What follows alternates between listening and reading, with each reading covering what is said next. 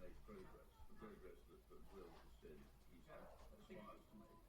How can we think that having not done it once, you're going to do it next time? As a private sector businessman, good use of taxpayers' money, it may well trigger this debate, but I'm sure there are other ways of triggering this debate without necessarily having to spew vast amounts of money on a report that arguably doesn't paint the real picture. So can you reassure me and the committee that we aren't wasting large amounts of money producing a white elephant? When I read the NAO audit report, and I just take one little piece that says, of 407 local authorities that should have submitted audited information into the WGA, 167 or 41% didn't submit data at all. A further 55% or 224 submitted data based on unaudited accounts. Only 16 or 4% of English local authorities submitted adequate audited data.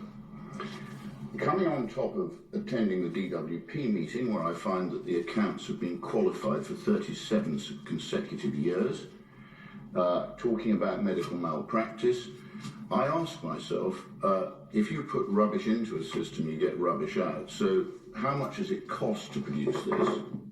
And actually, is it actually an exercise that is worth doing until we've resolved all of these issues down at local council level? Because I can't see that this is necessarily, as a private sector businessman, good use of taxpayers' money. It may well trigger this debate, but I'm sure there are other ways of triggering this debate without necessarily having to spew vast amounts of money on a report that arguably doesn't paint the real picture.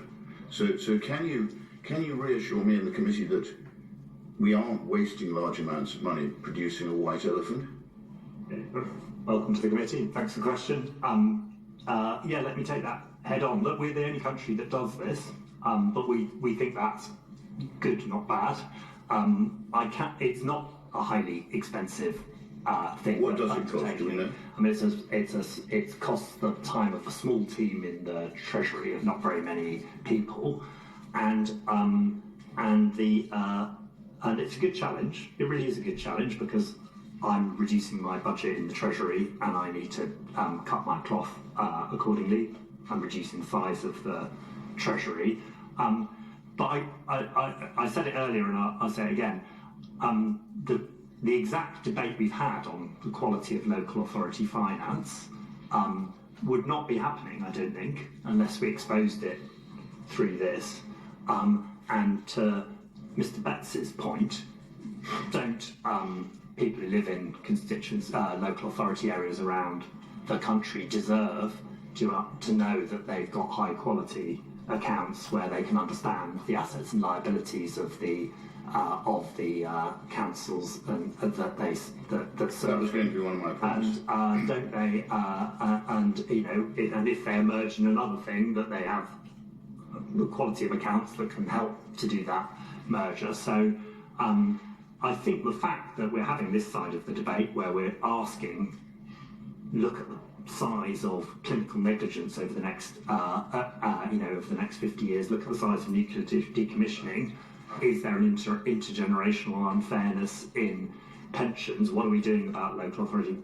I think for the cost of a relatively small team in the Treasury, I think is providing you and us, because the Treasury, by the way, you're the committee that pushes for better value for money in public spending. The Treasury is the department that does that on your behalf, so our objectives are entirely aligned.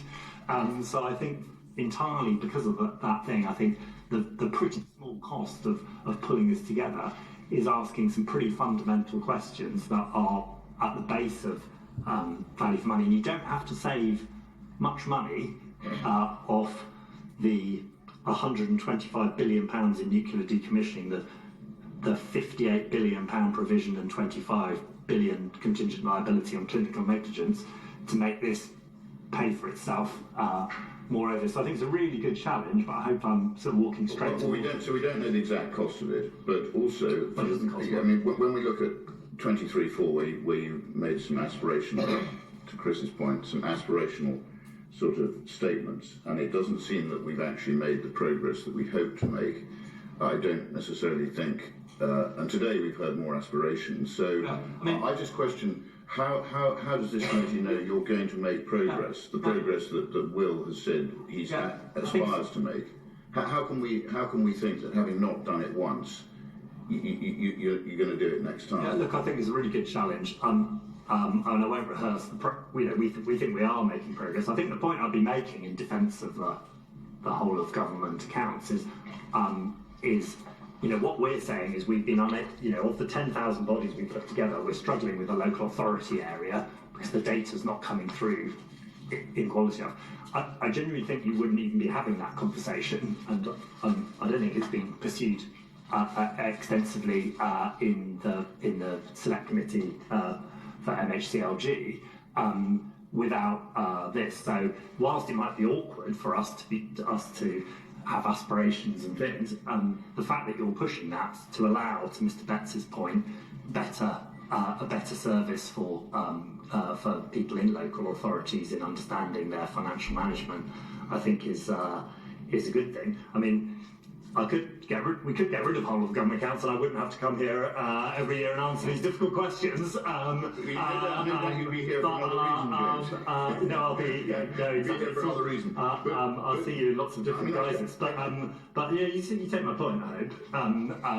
I'm still struggling to see, but again, what it bears out to me is that there is a complete separation between the private sector and the public sector. There's no way that the private sector, if I ran a public company or a private company with an audit report like this, I would end up in prison probably. So the equivalent would be trying to amalgamate the entirety of the private sector into one set of accounts. Yes, but you. So this would be saying. If you're individual company. Yeah, but I'm saying this is amalgamating all. I know what it is, but if you put rubbish in at the bottom, you get rubbish out at the top. It's a bit like these local councils. It's a very good question. Well, but if you amalgamate all the local councils are all a mess, you just get one big mess. Well, wait a minute. Of the 10,000 bodies, local authorities are the ones who are missing data, about 200. But I'm sure, I mean, no one had ever tried to do it. But I'm sure if we tried to amalgamate the entirety of the private sector into one account, which would be the equivalent, there would be